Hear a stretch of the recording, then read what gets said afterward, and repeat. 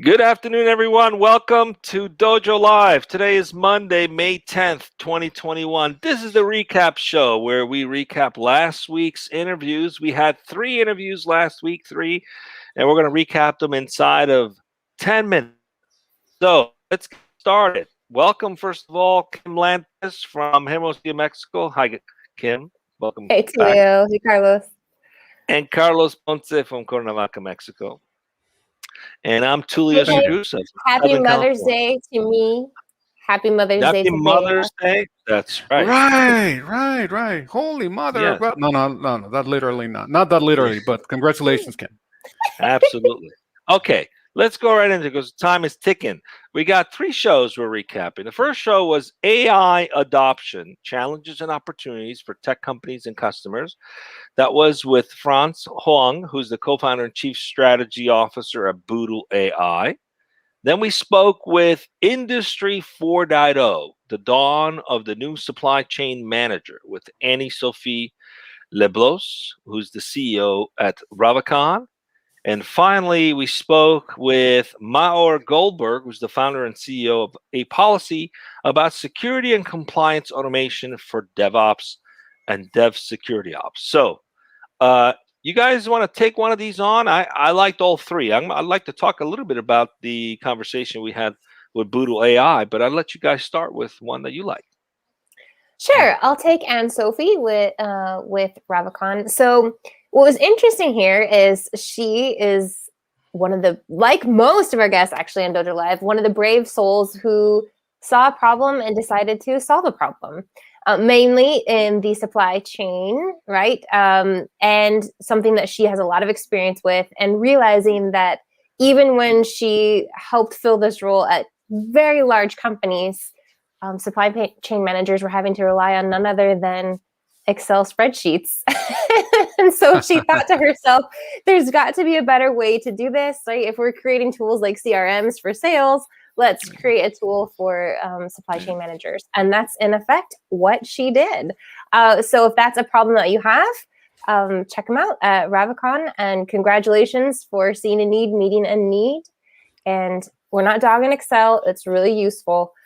But the idea of the ability to automate things and do things faster so that you can actually focus on your job even better is sort of what we're hitting at here. And I think one of the topics that we talked about, particularly with the supply chain, is the ability to focus on things like relationship building, rather than just numbers, and also helping people know all throughout that chain what the latest version of things are, which traditionally, from what I can remember, we'd have to do that like via email and just, increasing the likelihood of human error.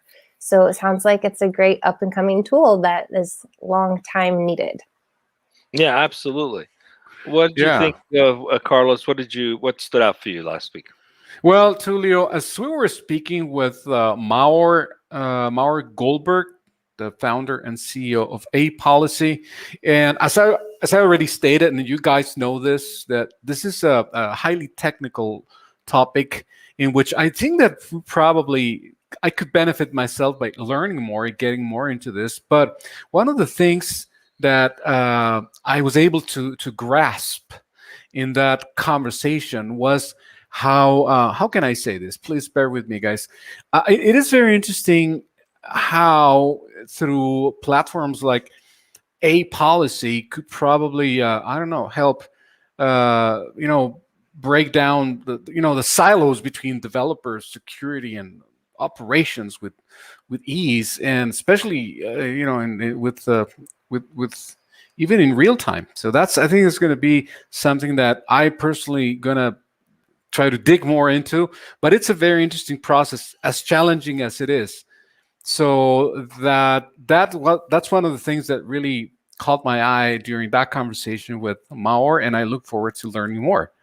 So that's what I can tell you, Tulio. Yeah, I mean, it's interesting to see the evolution of security from even just 20, 30 years ago. No one thought about it. Nobody worried about it. Then it was one of those things you just kind of worried at the enterprise level, making sure people couldn't get in. It was still a very private network for most cases. Then everything went on the cloud and on the internet, and all of a sudden you had security challenges, and some hacks happened and became a serious issue.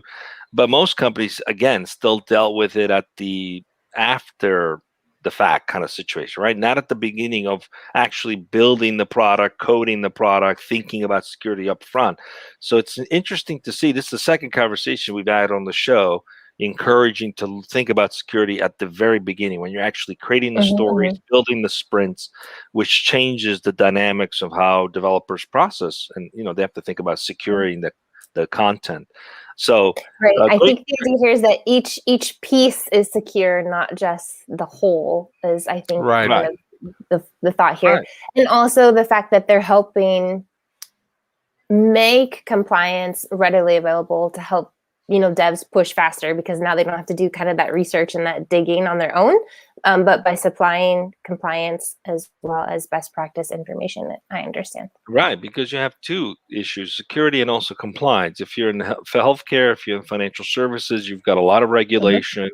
If you're in oil and gas, you've got a lot of regulation. So all those things have to be thought out up front. So they've created a platform that facilitates all that, takes the heavy lifting away from having to think it through. So congratulations to them. Check it out. Finally, we had a show with boodleAI.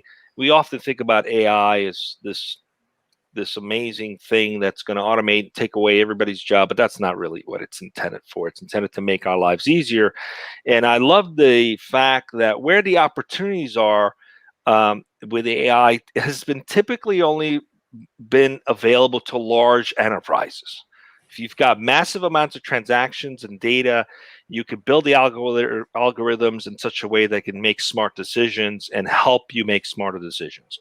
So if you're a smaller business and you're trying to enhance your consumer data and you're trying to make better decisions on how to offer potentially a service offering or a product, you're kind of limited in your ability to leverage AI because you don't have the massive amount of volume. So what these guys have done is they've created what essentially is a shared, democratized approach to that data, where they can borrow and enrich the data with information that they maintain, and they don't necessarily share the specifics, but it helps the smaller companies to have that same power of a big company without necessarily having to invest in all that data. So congratulations to them, because that's a big advancement in terms of making AI more usable today and more adoptable by a lot more people. All right. So what do we got coming up this week, Carlos? Yeah, we have one interview scheduled, like confirmed, and rock solid, which is the one with Sri Krishnan Ganesan, the co-founder of Rocketblade. Now, we're going to be answering the question: should we rethink customer experience for implementation and onboarding projects? And the topic is going to be putting the customer back in customer onboarding. So that's what we're going to be speaking with Sri tomorrow right here on DojoLIVE.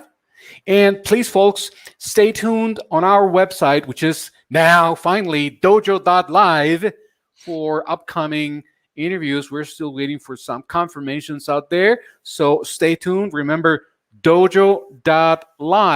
Keep that in mind. Tattoo it right here on your forearm so you don't forget it. Please don't. And you can tattoo it whatever you want. Actually, as a matter of fact, not on your arm. But see you here on Dojo Live, 12 p.m. noon, right tomorrow. And see you then. Stay safe, everyone. All right.